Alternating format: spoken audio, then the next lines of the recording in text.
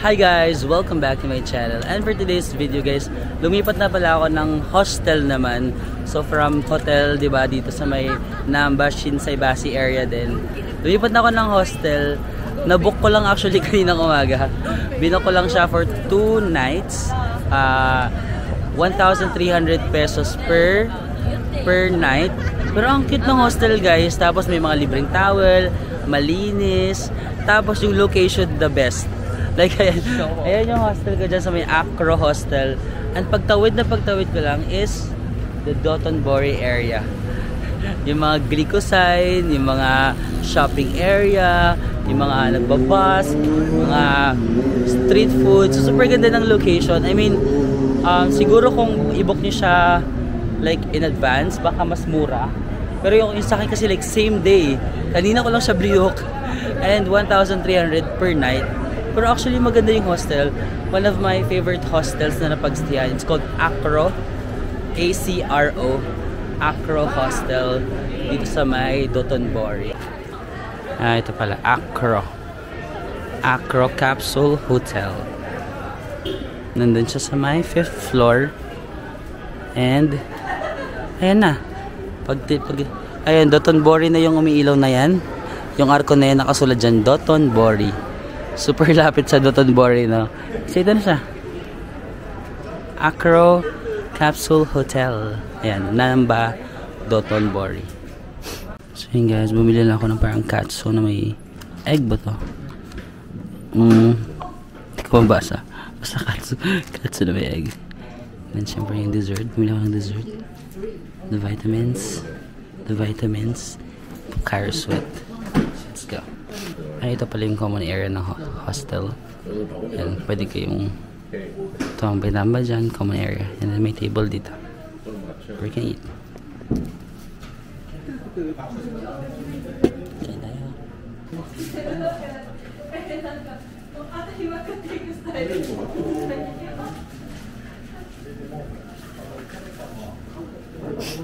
Nato na. Ang bango, mukhang masarap.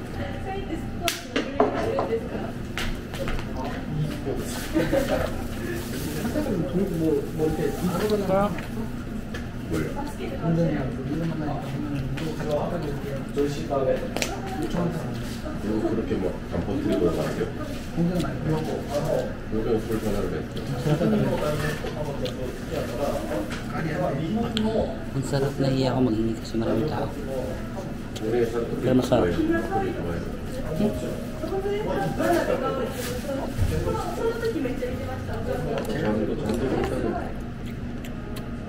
Amin ko lang yung vitamins to guys kasi hindi ako nag-vitamins today.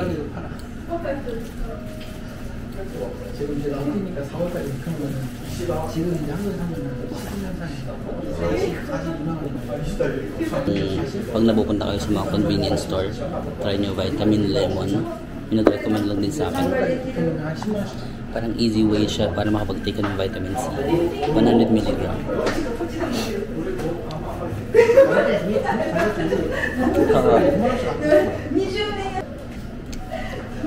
Pero maingay yung nasa receptionist, no?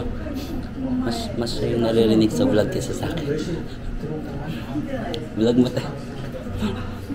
Mas maingay ka. Hindi ko nadala yung mic ko. Okay na yan guys. Parang katsu siya na may egg. Ang sarap. Parang kailangan ko ng kutsara.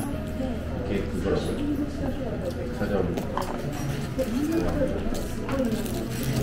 Gamitin natin yung kutsara. Para ito sa dessert.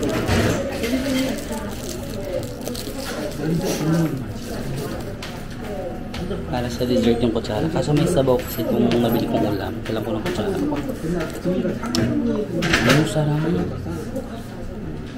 Ha? Ang sarap. Try naman natin itong dessert. Parang leche flan ba ito?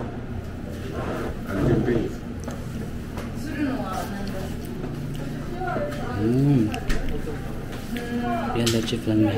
Pero hindi siya like super tamis.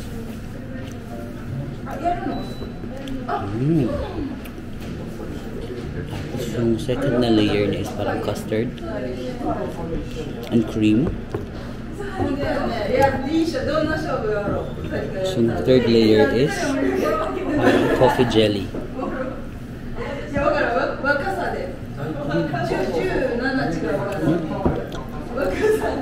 Fifth layer.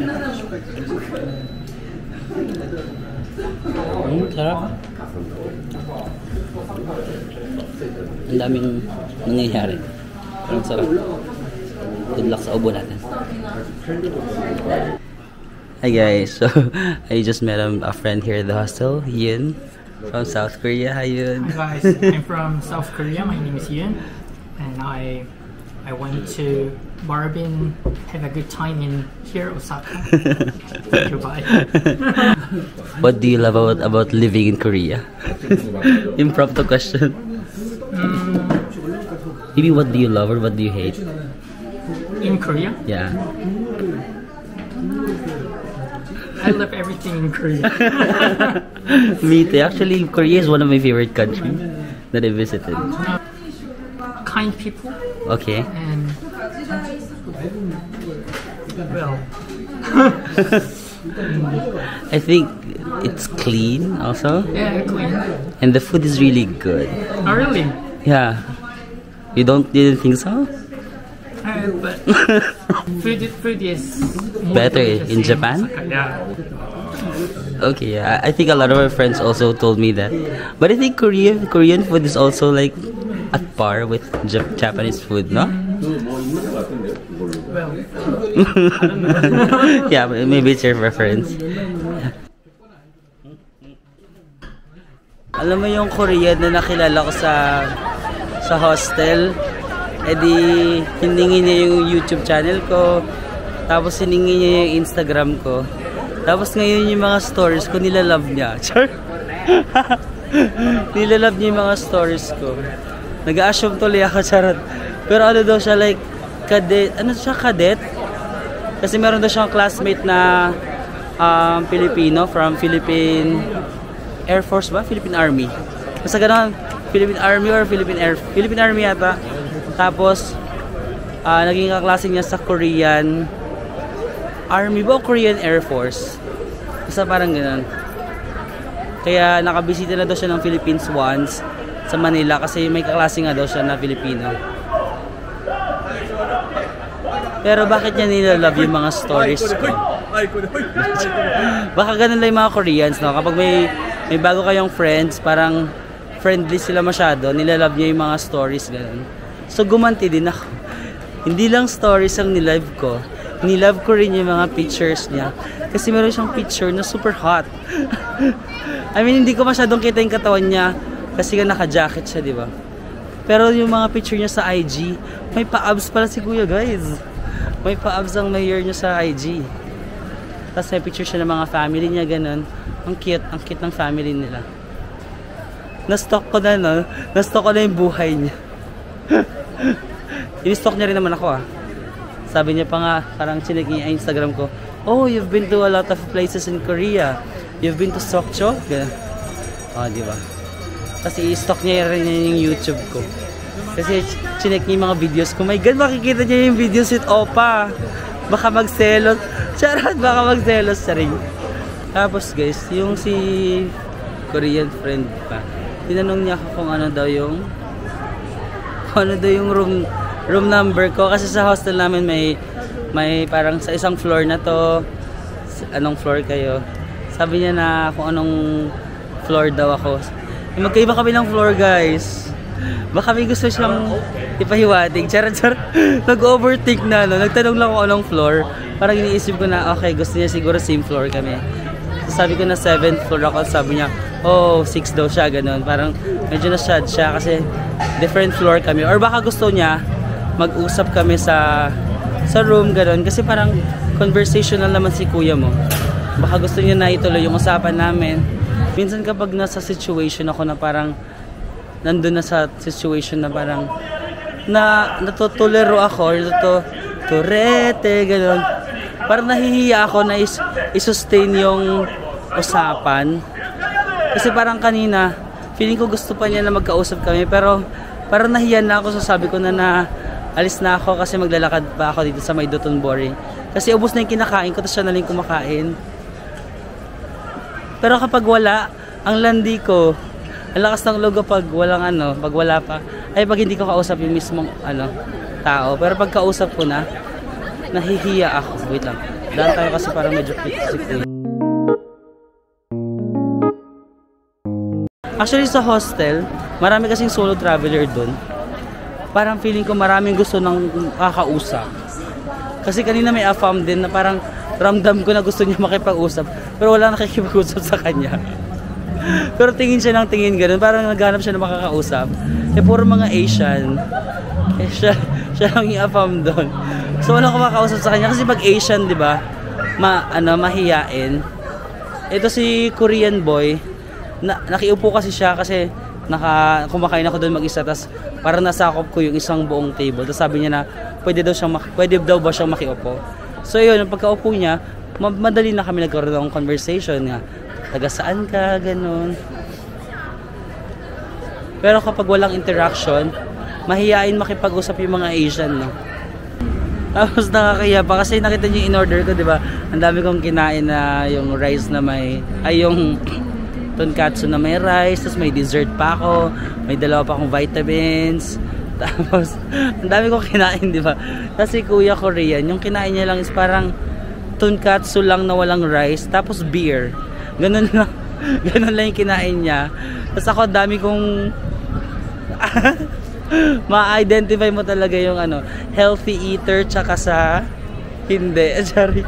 Kasi ang dami kong kinakain, tapos siya parang okay, maintain ko lang yung good body ko. So, lang ako. Parang straight yata siya, no? Ganun yung mga straight parang ulam lang tsaka beer, ganun. Solved na sila. Wala, ay! Nakapula pa pala, wait lang. Nakapula pa silong muna tayo dito. Kasi di tayo makatawid doon kasi maulan. Tonight, magbimili na ako ng mga pasalubong. And then, yung mga pang Christmas gift ko na rin sa family ko. Kasi magpapasko na rin. So, naisipan ko dito ko na lang sila bibilhan ng mga pangregalo ko. Naisip ko mga shoes. So, ayan. Bili tayo ng mga sapatos dito sa Japan kasi para mas mura yung mga shoes dito. Glico sign. Masalan dyan may Glico sign. Tapos may Starbucks dyan. Sa tapat lang ng Starbucks. Ayan, may makikita kayong ganito na may bubong. So, yan. Dito tayo bibili ng mga sapatos and mga iba pang pampasalubong.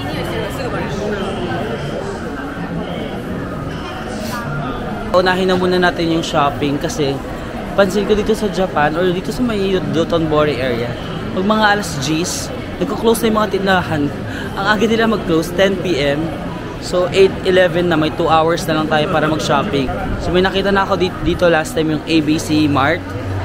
Doon muna tayo magtingin ng mga sapatos. Actually, may nabili na ako na isa for my father. So, kailangan ko pa bumili ng for myself, kay mama, kay kuya. So, yan, tatlo. Si ate, hindi naman yata siya mahilig sa rubber shoes. So, mag-iisip na lang ako kung anong iba pang regalo ko sa mga ibang girls at saka sa iba ko pang mga pamangkin. So, 3 sapatos muna ang target natin tonight. Para may budget tayo sa 3 sapatos. Pero sige, go. Yan guys, nandito rin pala yung GU tsaka Uniqlo. Pero priority muna natin yung sapatos kasi maaga sila nagsasara dito, baka masarhan tayo.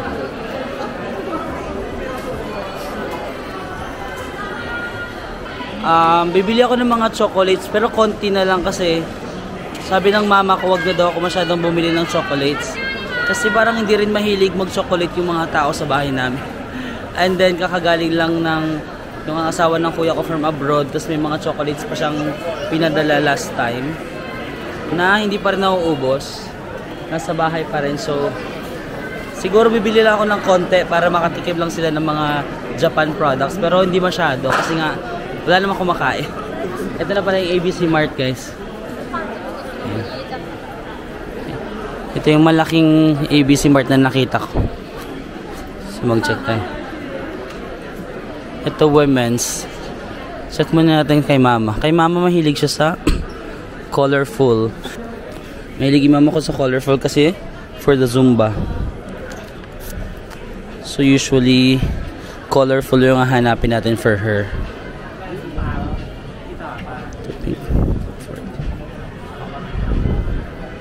Ito 14.3, siguro mga 6,000. Ganun.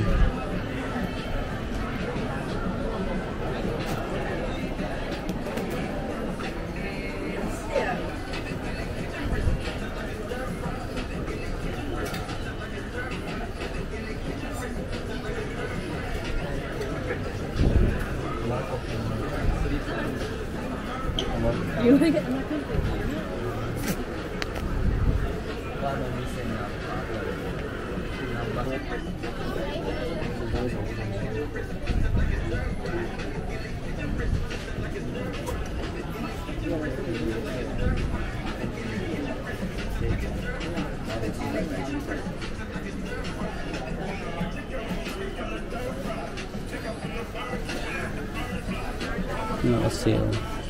9,000 na lang to guys. Siguro mga 3,000 plus.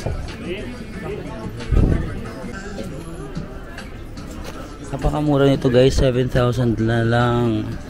Parang mga 2,600 na lang. Ang ganda. In fairness, 2,600 lang guys. Oh. No? Ang ganda.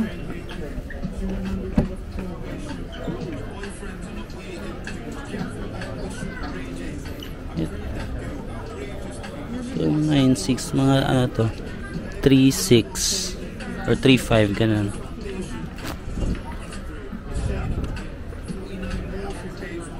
Ang mura na.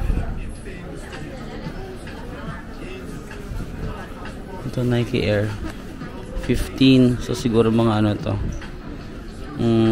6,500, mga 7,000 siguro, pero ganda rin. 18, ganda nito. Ito mga Jordan.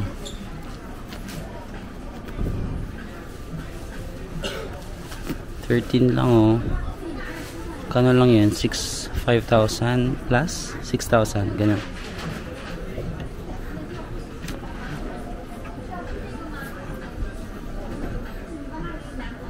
Punta tayo sa second floor kasi nakita ko doon yung mga New Balance and then mga Fila. Mura lang yung Fila doon. Nakita. Pero mura na itong Nike ha. 3,000. May makikita nyo 2,600 na Nike. May ganun ba? May ganun bang Nike? 2,600? Pili ko na kaya yun for ano collection. Para lang dumami yung sapatos.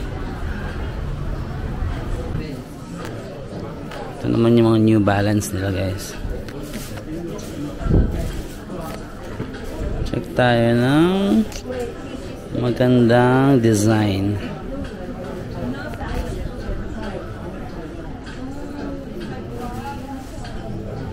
Ito 10,900 lang, mga ano lang to, 4,500. Ay hindi, 11, mga 5 siguro. 5,000.